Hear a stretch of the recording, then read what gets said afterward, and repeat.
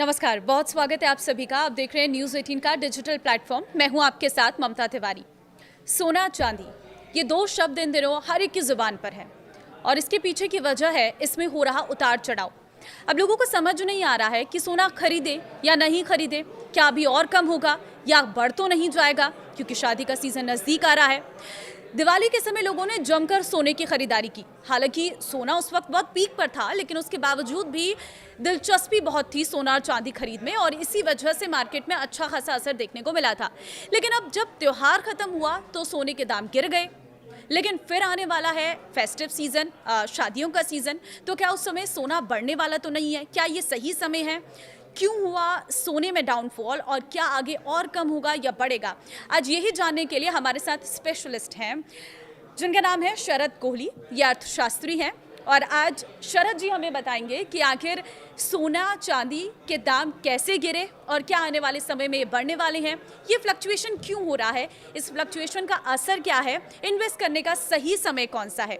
बहुत धन्यवाद शरद जी हमें समय देने के लिए। Thank you so much. News 18 के डिजिटल के सभी फॉलोअर्स, सब्सक्राइबर्स, व्यूअर्स को मेरा अभिनंदन। शरद जी, सबसे पहला सवाल जो हर एक दर्शक के आज के मन में है, ये सोने के दाम जो कम हुए हैं, इसका हम क्या मतलब समझे? देखिए, $4381 पीक तक गया था दिवाली के आसपास। आपने हाँ। बिल्कुल ठीक कहा। मैं डॉलर इसलिए बता रहा हूँ क्योंकि ये भी जानना सबके लिए बहुत ज़रूरी है कि सोने के दाम कहाँ से खुलते हैं, कहाँ से चलते हैं, यानी कि कौन फैसला करता है। अमेरिका में कॉमेक्स नाम का एक एक्सचेंज है। कॉमेक्स का मतलब है कमोडिटी एक्सचेंज। न्यूयॉर्क में ये है। यहाँ पर सोना के दाम सबसे पहले खोले जाते हैं। पहले ये लंदन हुआ करता था, लंदन बुलियन मार्केट बोलते थे। अब ये न्यूयॉर्क में कॉमेक्स से खुलते।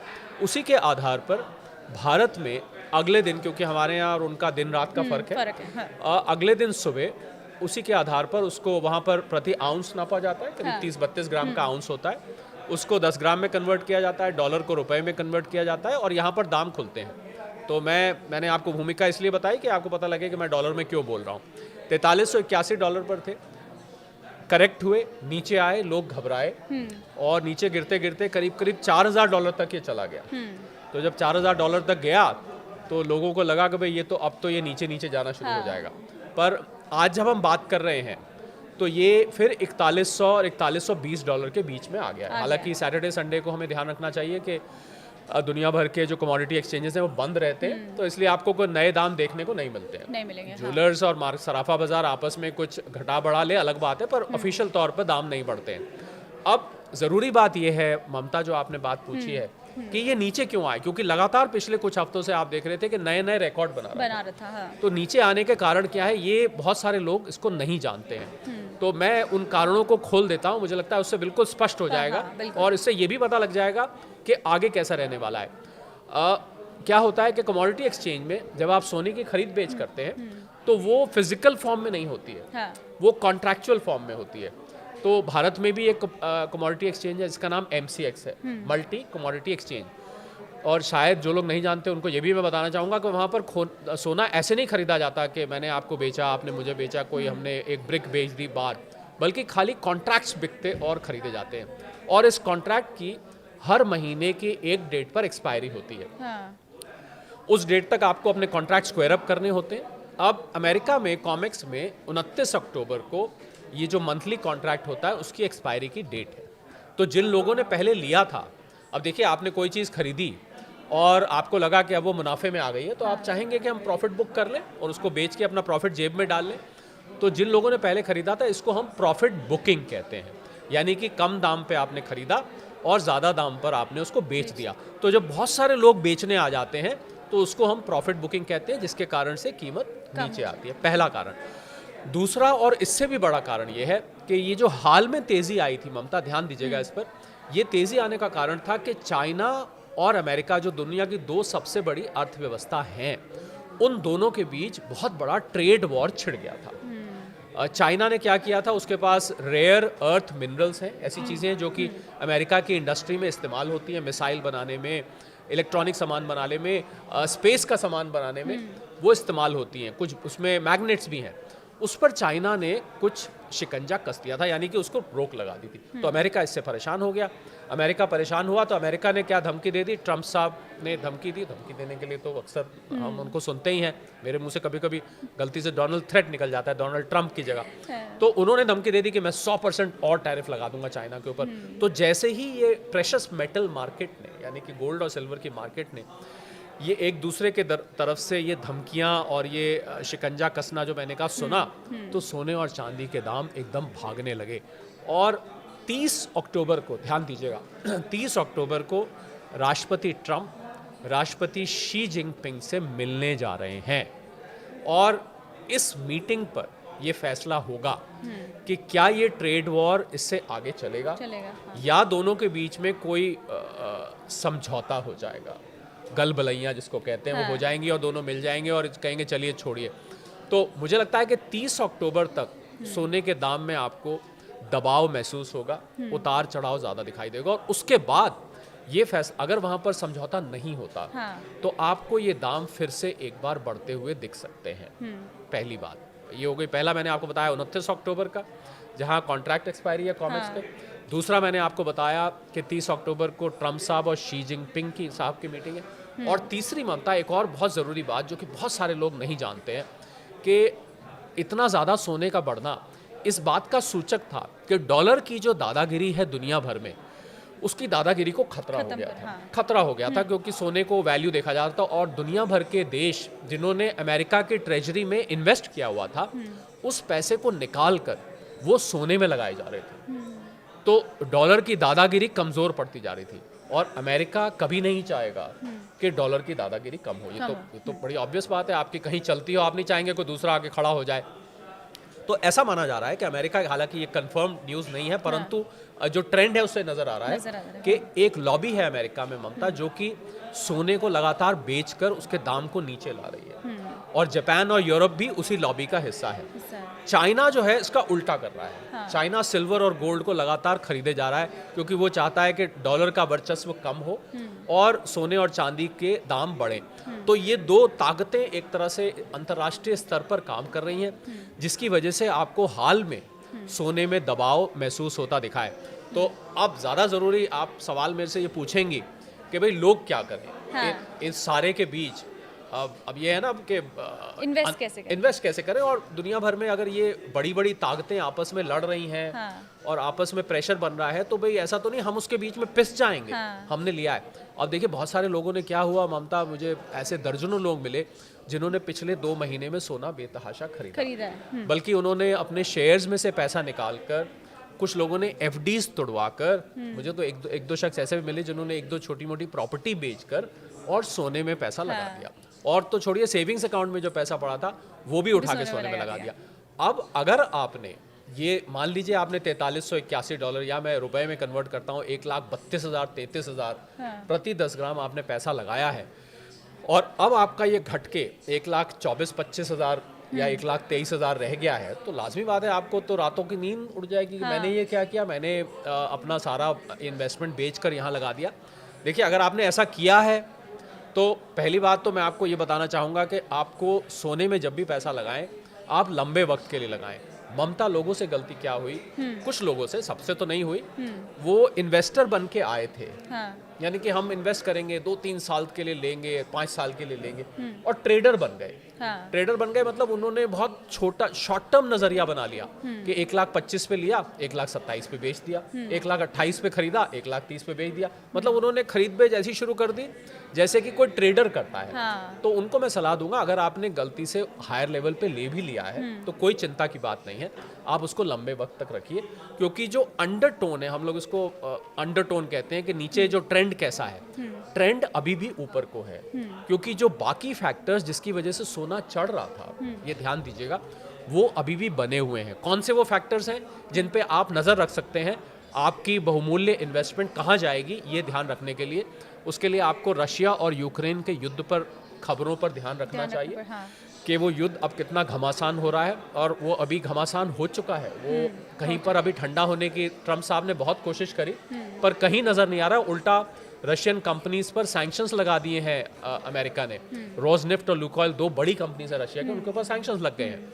तो ये एक खराब खबर है, सोने के लिए अच्छी खबर है। और दूसरा, ट्रेड वॉर या टैरिफ वॉर जो ट्रम्प साहब ने दुनिया भर पे छेड़ा हुआ है वो अभी बदस्तूर जारी है। हाँ। वो कहीं भी उसको वापस नहीं ले गया। ये भी सोने को बढ़ाने में इसने बहुत योगदान दिया। मैं तो ममता हल्के फुल्के अंदाज में लोगों को कहता हूँ, जिन लोगों ने सोने में और चांदी में पैसा कमाया है पिछले कुछ महीनों में उनको ट्रम्प साहब का धन्यवाद करना चाहिए। देखिए, वैसे तो ट्रम्प साहब का धन्यवाद ज़्यादातर भारतीय नहीं कर रहे हैं, क्योंकि उन्होंने भारत के ऊपर H1B वीज़ास पर रिस्ट्रिक्शन लगाई, उन्होंने भारत के ऊपर 50% टैरिफ लगा दिए, क्षमा करें, और भारत के चाबहार पोर्ट है ईरान में, उसके ऊपर सैंक्शन लगा दिए, अभी रशियन ऑयल पर सैंक्शन लगा दिए। लगातार भारत को वो अप्रत्यक्ष रूप से इनडायरेक्टली टारगेट कर रहे हैं। तो कोई भारतीय धन्यवाद तो नहीं करेगा, बस जिन लोगों ने सोने और चांदी में पैसा कमाया है वो लोग धन्यवाद कर सकते हैं कि उनकी वजह से कीमत बहुत बड़ी है। तो ये जो फैक्टर्स हैं कुल मिला के, ये फैक्टर्स जब तक बने हुए हैं, यानी कि ट्रेड वॉर, टैरिफ वॉर जब तक बना हुआ है, जब तक जियोपॉलिटिकल सिचुएशन, अभी तो पता लगा ममता मुझे कि अमेरिका ने वेनेजुएला पर अटैक करने की पूरी तैयारी कर ली है, चाइना और ताइवान की टेंशन फिर से बढ़ गई है। तो जब तक ये फैक्टर्स बने हुए हैं, सोना बीच में देखिए उतार चढ़ाव आपको दिखेंगे। मैं ये पहले सतर्क करना चाहता हूँ, और मैं लगातार बहुत सारे प्लेटफॉर्म से, बल्कि न्यूज़ 18 पर भी, आपके चैनल पर भी मैंने पहले ये बोला आके कि जब भी आप सोना लगाएं तो बीच बीच में करेक्शंस आएंगे। और सबसे बड़ी बात ममता, मुझे बताइए कि कोई भी चीज़ अगर लगातार सिर्फ ऊपर ही ऊपर जाती जाएगी तो फिर तो लोग क्या करेंगे, अपना सब कामकाज छोड़कर उसी में इन्वेस्ट अपने सारे पैसे सब जगह से निकाल के उसी में लगाने लग जाएंगे। फिर तो आप रातों रात जहां हाथ डालें, आज 10 में बेचें, कल 15 में 10 में खरीदे, 15 में बेच दिया, 15 में बेचा, 20 में 15 में खरीदा, फिर 20 में बेच दिया। तो ऐसे तो आप लगातार ऊपर जाते जाएंगे। तो कोई भी एसेट क्लास, शेयर्स के लिए भी यही कहा जाता है कि शेयर्स भी तो उसकी जो चाल होती है, अगर मैं उसको हाथ से बना के, क्योंकि हमारे पास यहाँ कोई बोर्ड तो नहीं है, तो ऐसे चढ़ता है, फिर ऐसे करेक्ट करता है, फिर ऐसे चढ़ता है, फिर ऐसे, तो ये हमेशा इस तरीके से चढ़ता है। और मैं इस करेक्शन को ममता, हालांकि मुझे, जिन लोगों ने अगर पैसा गवा दिया है और बेच दिया, 4381 पे आया और जब ये 4000 आया उन्होंने बेच दिया होगा तो गलती करी होगी, पर अगर बेच दिया तो मुझे उनके साथ पूरी हमदर्दी है। परंतु अगर आपने रखा हुआ है तो इसको लंबे वक्त तक रखिए। एक हेल्दी करेक्शन है, जब भी कोई एसेट इस तरीके से बढ़ता है तो उसको एक हेल्दी करेक्शन माना जाता है। लेकिन बीच में इसी में मेरा सवाल ये रहेगा कि आपको क्या लगता है, जो मार्केट में फ्लक्चुएशन हो रहा है, ये गोल्ड किस लेवल तक हाई जा सकता है और किस लेवल तक नीचे आ सकता है? देखिए, गोल्ड के बारे में फोरकास्ट करना बहुत कठिन काम है, क्योंकि गोल्ड, जैसा कि मैंने बताया, जिन फैक्टर्स पे ये डिपेंड करता है, और दुनिया भर के सेंट्रल बैंक्स ने भी बेतहाशा गोल्ड खरीदा है। तो ये फैक्टर्स ऐसे हैं कि जब तक ये फैक्टर्स बने रहेंगे चढ़ता रहेगा। अब देखिए, कब ये फैक्टर पलट जाए। अब मैं उदाहरण अक्सर दिया करता हूँ, मैं रशिया यूक्रेन की हम बात कर रहे थे अभी। अब मान लीजिए ट्रम्प, जेलेंस्की साहब और पुतिन साहब गले मिल जाए, चलो लड़ाई छोड़ो, आज से हम और आप दोस्त, ये लो अपनी टेरिटरी वापस, ऐसा कुछ हो जाए तो फिर आपको नेचुरली करेक्शन होती दिखाई देगी। पर मुझे लगता है अंडरटोन बुलिश है। मुझे, अगर गोल्ड आज 1,25,000 पे खड़ा हुआ है, मुझे यहाँ से 1.5 लाख तक भी जाता दिखता है। परंतु आप निवेश करने से पहले अपने फाइनेंशियल एडवाइजर से सलाह ले लें। मैं आपको निवेश करने की सलाह नहीं दे रहा हूँ, मैं आपको सिर्फ वो फैक्टर्स बता रहा हूँ जो कि गोल्ड की प्राइस को, सिल्वर की प्राइस को उतारते और चढ़ाते हैं। हम सभी दर्शकों को एक डिस्क्लेमर आपकी इजाज़त से देना चाहूँगा कि आप अपने फाइनेंस एडवाइज़र से सलाह लेके जो भी निवेश करें, उनसे सलाह लेके करें। ये एक एनालिसिस है केवल, और केवल आपको ये गाइड करने के लिए कि क्या वो फैक्टर्स हैं जो गोल्ड और सिल्वर को ऊपर और नीचे ले जाते हैं। तो इसलिए मुझे लग रहा है कि गोल्ड अंडरटोन अभी जुए की तरह है, कुछ भी हो सकता है, कुछ भी हो सकता है। तो इन्वेस्ट करने से पहले आप सभी अपना खुद से सोचें एक बार कि क्या हमें इसमें इन्वेस्ट करना है, क्या गोल्ड परचेज करना है या गोल्ड सेल करना है। लेकिन अब गोल्ड की बात तो इधर रही, ये चांदी क्यों बढ़ रही है? चांदी तो पहले से मिडिल क्लास वालों के लिए एक ऑप्शन रहता था कि चलो सोना हमारे पहुंच में नहीं है तो हम चांदी खरीद लेते हैं, लेकिन ये अचानक से जो बेतहाशा वृद्धि हुई है चांदी में, इसके पीछे का कारण क्या मानते हैं? देखिए, सोना और चांदी वैसे तो एक साथ चलते हैं, कंधे से कंधा मिलाकर चलते हैं। हालांकि कीमतों में फ़र्क है, उसका हम प्रोपोर्शन में निकालते हैं कि कितने 1 किलो चांदी तो कितने ग्राम सोना, वो खैर मैं उस टेक्निकलिटी में मैं नहीं जाता, मैं आपकी बात का सीधा जवाब देता हूँ। चांदी का इंडस्ट्रियल यूज़ भी है ममता। चांदी आपके मोबाइल फ़ोन्स में, सोलर बैटरी में और भी बहुत सारे इलेक्ट्रॉनिक उपकरणों में चांदी का प्रयोग किया जाता है। और ऐसा माना जाता है कि चांदी की सप्लाई शॉर्ट भी है, और इसीलिए चांदी की कीमत आपको इतनी ऊपर, ऐसा माना जाता है कि 9 मिनट में जो चांदी खानों से निकाली जाती है हाँ, वो 6 मिनट में कंज्यूम भी हो जाती है, यानी कि उसका इस्तेमाल भी कर, तो इसका मतलब हमेशा एक शॉर्टेज बनी रहती है। तो चांदी, और दूसरा एक और वजह जो मैथमेटिकल है, जो शायद लोगों ने कभी ध्यान नहीं दिया होगा, कि चांदी की ट्रेडिंग जनरली किलो में की किलो जाती में है। की जाती है। अब ये बात अलग है, आपने कोई पायल खरीदनी है तो वो 10-20 ग्राम की होगी, हाँ। आपने चांदी का कड़ा खरीदना है तो 10-20, पर जनरली जो ट्रेडर्स बड़े करते हैं वो किलो में खरीदते हैं, जबकि सोने को 10 ग्राम या 100 ग्राम में ट्रेडिंग की जाती है। हाँ। तो क्योंकि वो किलो में खरीदी जाती है तो उसमें वॉलेटिलिटी, यानी कि उतार चढ़ाव और ज्यादा होता है। हाँ, और ज़्यादा। क्योंकि आप सोना खरीदेंगे, मान लीजिए कोई व्यक्ति खरीद रहा है 100 ग्राम, तो वो चांदी खरीद लेगा 10 किलो। आप समझ रहे हैं कि 100 ग्राम और 10 किलो में, क्योंकि उसकी ट्रेडिंग ज़्यादा हो जाती है, वॉल्यूम बढ़ जाता है, वॉल्यूम बढ़ने से इसकी वॉलेटिलिटी बढ़ जाती है। तो जो कारण सोने को ऊपर और नीचे ले जा रहे हैं, वही कारण चांदी को भी ऊपर और नीचे ले जा रहे हैं। एक कारण उसमें और जुड़ जाता है कि जैसे जैसे चांदी की कंजम्पशन, इंडस्ट्रियल कंजम्पशन बढ़ती जाएगी, वैसे वैसे चांदी में आपको और ज़्यादा चढ़ाव। तो मुझे लगता है कि चांदी को भी अगर आप ले रहे हैं, चांदी में आपको वॉलेटिलिटी और ज़्यादा दिख सकती है। आप देखें चांदी, हम फिर डॉलर की बात करते हैं, करीब करीब $54 तक चली गई थी, 54, हाँ। फिर घट के ये करीब $46-47 तक आई। इस समय ये फिर 48 और $49 के आसपास घूम रही है, इसने भी रिकवर किया है। तो अभी सोने और चांदी की चाल आपको लगभग एक साथ चलती है, यानी कि 5-6% उसमें करेक्शन आया है और 5 से 6% इसमें करेक्शन आया है, दोनों में बराबर का करेक्शन। पर ये कभी कभी चांदी पीछे भी छूट जाती है, कभी कभी चांदी से आगे, सोने से आगे भी निकल जाती है, पर दोनों के कारण लगभग सेम है उतारने चढ़ने के, सिवाय इसके कि चांदी का इंडस्ट्रियल यूज़ भी किया जाता है। देखिए, क्योंकि हम जब आपस में बात करते हैं, परिवार में बात होती है, स्टाफ्स के साथ बात होती है, तो हर कोई अलग अलग तरीके से बात करता है। वैसे तो पूरा खेल इंटरनेशनली चल रहा है, लेकिन कहीं ना कहीं लोगों के मन में ये भी बात रहती है, अभी त्योहार आ रहे हैं, महंगा हो जाएगा सोना, अब शादियों का सीजन आ रहा है, महंगा हो जाएगा सोना। क्या ये सब बातों का इम्पैक्ट पड़ता है इसमें? देखिए, जैसा मैंने शुरू में ही कहा था जब हमने बातचीत शुरू करी थी, कि सोने का भाव अमेरिका में कॉमेक्स से खुलता है। हाँ, थोड़ा बहुत फर्क पड़ता है, धनतेरस आ गया, हाँ। अक्षय तृतीया आ गई, शादी का सीजन आ गया, हाँ। थोड़ा बहुत फर्क पड़ता है, पर इतना फर्क नहीं पड़ता कि हम कहें कि सोना शादी की वजह से महंगा हो गया। ओके। अब ऐसा नहीं होता है। हाँ। और मैं तो सलाह लगातार ये देता आ रहा हूँ, ममता, आप स्वयं महिला हैं, आप इस बात को समझ सकते हैं कि जो सोने की ऑर्नामेंटल वैल्यू है वो कभी भी नहीं जा सकती। अगर महिला को शादी में पहनना है तो उनको पहनना है। पहनना अब सवाल ये उठता है कि अगर आप 22 कैरेट का नॉर्मली सोना होता है, पहना जाता है, 24 में तो ज्वेलरी बनती नहीं है, मुड़ जाती है। हाँ, मुड़ जाती है। तो वो लोगों ने, मैंने कुछ बड़े ज्वेलर से बात हुई, उन्होंने मुझे बताया कि इस बार जो उनकी सेल हुई है धनतेरस के आसपास और दिवाली के आसपास, वहाँ पर 18 कैरेट, 14 कैरेट और 9 कैरेट का भी सोना बिका है। 9 कैरेट, क्योंकि आपको जो अपनी डेकोरेटिव वैल्यू, तो इसीलिए मैं ये भी बोलता हूँ ममता कि अगर आपने निवेश करना है तो आप ज्वेलरी में निवेश मत करिए, आप बार्स लीजिए, कॉइन्स लीजिए, ETFs में करिए। ज्वेलरी में निवेश करके आपके मेकिंग चार्जेस कट जाते हैं, इम्प्योरिटीज़ कट जाती हैं।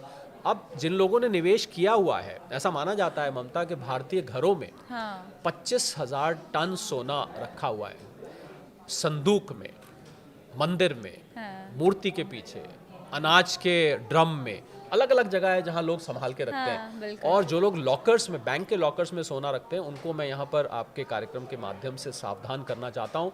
आप रखें, मैं ये नहीं कह रहा कि बैंक के लॉकर में ना रखें, परंतु जो भी आपके बैंक का लॉकर का रेंट होता है, जो इंश्योरेंस होता है उसमें रखे सामान का, वो मात्र उसका 100 गुना होता 100 है। गुना। यानी कि अगर आपने 2,000 रुपए का आपका रेंट है तो 2 लाख रुपए तक का आपका उसमें इंश्योर्ड है, उसके अलावा आपका वो लॉस हो गया तो वो लॉस की भरपाई नहीं हो पाएगी। तो वो सोना जो आपने रखा हुआ है उसकी वैल्यू आप निकालें, उसकी वैल्यू करें। और जो नया सोना आप लेना चाहते हैं, मैं तानिश के CEO हैं, उनका इंटरव्यू सुन रहा था।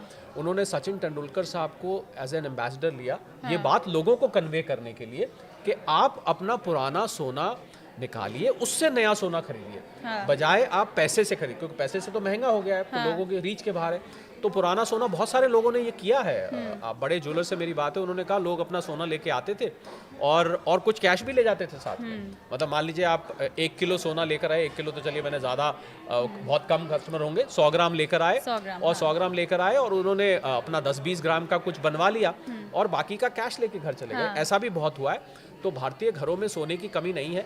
रिजर्व बैंक का ही जो इस समय भंडार है 880 टन के आसपास का है। तो अगर आपने निवेश किया है तो मेरी राय ये है कि आप उसको लंबे वक्त तक रखें आराम से रखें और रोज़ के उतार चढ़ाव से परेशान ना हो। लेकिन केंद्रीय बैंक क्यों रिकॉर्ड सोना कर रहा है? बहुत अच्छा सवाल है ये, बहुत टेक्निकल सवाल है ममता। ये क्या 1971 में रिचर्ड निक्सन साहब अमेरिका के प्रेसिडेंट होते थे। उससे पहले एक गोल्ड स्टैंडर्ड हुआ करता था दुनिया भर में। उसका मतलब होता था कि आपकी करेंसी की वैल्यू आपके पास जितना गोल्ड है उससे डिटरमिन की जाएगी।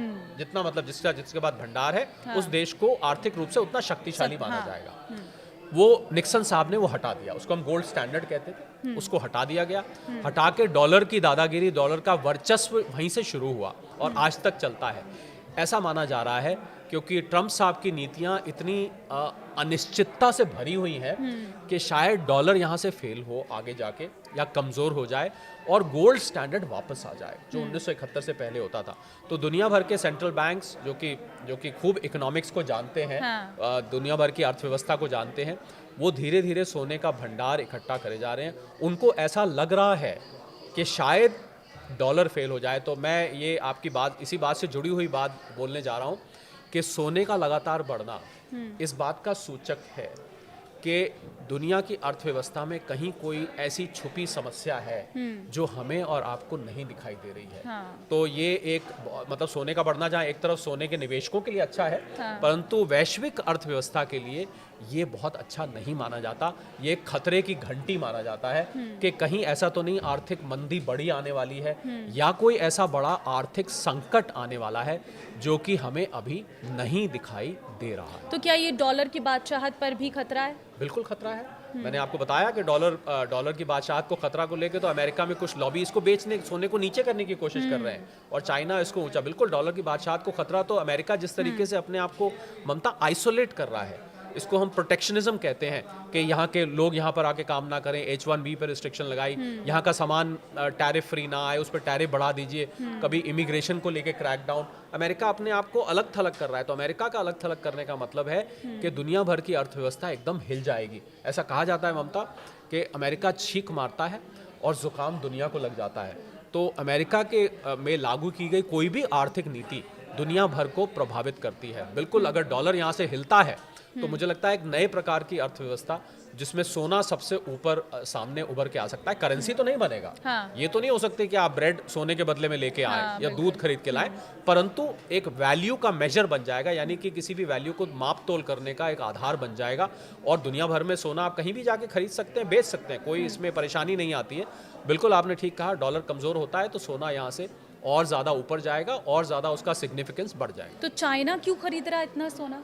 चाइना इसलिए खरीद रहा है क्योंकि चाइना भी चाहता है अंदर से कि डॉलर बहुत ज़्यादा मजबूत ना हो। चाइना तो अपनी करेंसी को युआन को बनाना चाहता था, पर युआन में तो अभी वो इतना कामयाब नहीं हुआ है कि युआन दुनिया भर की करेंसी बन जाए। उसको लग रहा है कि सोना एक ऐसी चीज़ है जो हम अपने यहाँ भंडार इकट्ठा कर लें तो डॉलर के वर्चस्व को हम चैलेंज कर सकते हैं। चाइना के खरीदने की वजह चाइना और अमेरिका का जो कोल्ड वॉर है, इसके कारण चाइना सोने का भंडार इकट्ठा कर रहा है। और चाइना को भी कहीं लग रहा है कि डॉलर कमज़ोर हुआ तो अगर हमारे पास ज़्यादा सोना हुआ तो हम दुनिया भर पर अपना अधिकार ज़्यादा जमा पाएंगे। तो देखिए, ये है सोने चांदी का मार्केट। ये कब बढ़ेगा कब घटेगा इसके लिए कुछ अंदाज़ा नहीं लगाया जा सकता। इस वीडियो के साथ ही मैं आपको एक और यहाँ पर ज़रूर नोट देना चाहूँगी कि सोने में इन्वेस्टमेंट आप अपनी मर्ज़ी से, अपने फाइनेंशियल एडवाइज़र की मर्ज़ी से करें। ये वीडियो का मकसद सिर्फ और सिर्फ आपको सोने और चांदी के मार्केट के बारे में पूरी जानकारी देना है कि आखिर मार्केट में क्या चल रहा है, क्या वजह है इसके बढ़ने की और क्या वजह हो सकती है इसके घटने की, फ्लक्चुएशन होगा या नहीं होगा, ये सारी डिटेल जानकारी इस वीडियो के जरिए देने का मकसद था। बहुत धन्यवाद सर हमारे साथ जुड़ने के लिए और एक आसान तरीके से आपको सोने और चांदी के इस बाजार के बारे में बताने के लिए। तो फिलहाल इस वीडियो में सारी आपकी छोटी छोटी चीज़ों को हमने नोट किया है, जो आपके सवाल थे वो रखे हैं। इस वीडियो को आप शेयर ज़रूर करना ताकि सभी लोगों को सोने और चांदी के इस मार्केट के बारे में पता चल सके और निवेश करने से पहले वो सोच सकें। नमस्कार।